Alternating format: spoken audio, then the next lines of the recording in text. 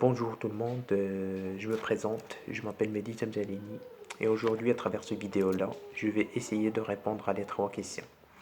Commençons par la première question, identifier les différents obstacles qui peuvent nuire à la bonne transmission du message.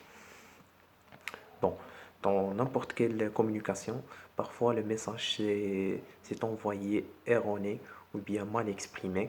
Et donc, il y en a plusieurs facteurs qui entrent. On peut citer par exemple le bruit. Et pour le bruit, on a quatre formes. Le bruit technique au niveau de canal, par exemple la friture sur les lignes téléphoniques. Et deuxièmement, les bruits sémantiques au niveau du code et ainsi que les bruits sémiologiques au niveau des attitudes et des conduites. Exemple, quand quelqu'un expose et les autres discutent entre eux, parler à quelqu'un en lisant un journal ou en regardant la télévision. Ainsi qu'il y en a un deuxième facteur, c'est les obstacles culturels et sociologiques. Ils touchent les modes de pensée, les opinions, l'inconscient collectif. Euh, Ces obstacles diffèrent en fonction de la culture de l'émetteur et du récepteur. Et, et aussi le milieu socio-économique. Par exemple, l'éducation et les précautions, les préoccupations des individus dépendent de leur classe origine, ainsi que le niveau de la connaissance et parfois même l'âge. Donc, passons à la deuxième question. Euh, la deuxième question, c'est nous sommes faits pour communiquer et pour vivre pleinement de sortir de soi-même est indispensable. Sortir ce que nous avons accumulé. Partagez ce point de vue, donnez votre avis en vous appuyant sur des arguments. Oui, il est vrai que nous sommes faits pour communiquer, car notre existence le démontre. On est né et on est obligé de communiquer pour transmettre nos besoins et nos désirs, ainsi que la communication, ça aide à se libérer de nos énergies négatives. Et de même, on peut jamais vivre seul, car l'autre représente notre miroir.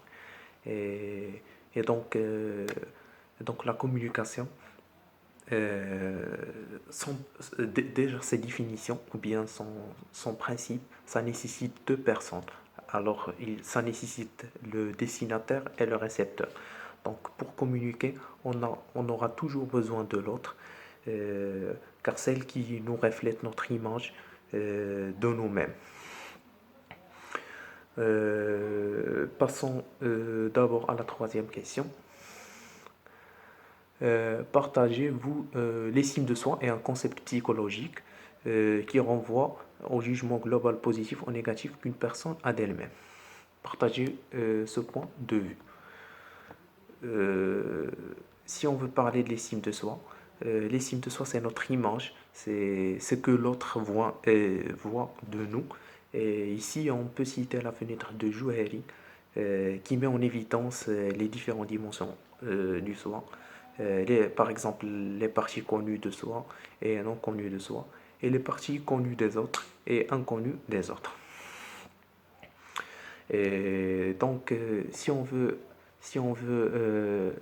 parler comment l'estime de soi permet la réussite d'une bonne communication, on doit toujours apprendre à dire le mot non, car si on est toujours habitué à dire le mot oui, ça engendre toujours des problèmes, car des personnes vont prendre ce mot oui comme un point faible de vous. Et aussi, on peut pour une bonne communication, on doit comprendre soi-même, car la première étape consiste à vous connaître vous-même au niveau plus profond. Ensuite, s'accepter soi-même, c'est-à-dire on doit accepter nos erreurs, on doit accepter nos points faibles et enfin, il faut jamais se comparer avec les autres. La seule personne, car la seule personne que nous devrions comparer est vous-même. Euh, et vous, oui, oui, voilà. La seule personne que vous devriez vous comparer est de vous-même. Donc voilà, notre vidéo vient de terminer. J'espère que j'ai répondu à toutes les questions et merci pour votre attention.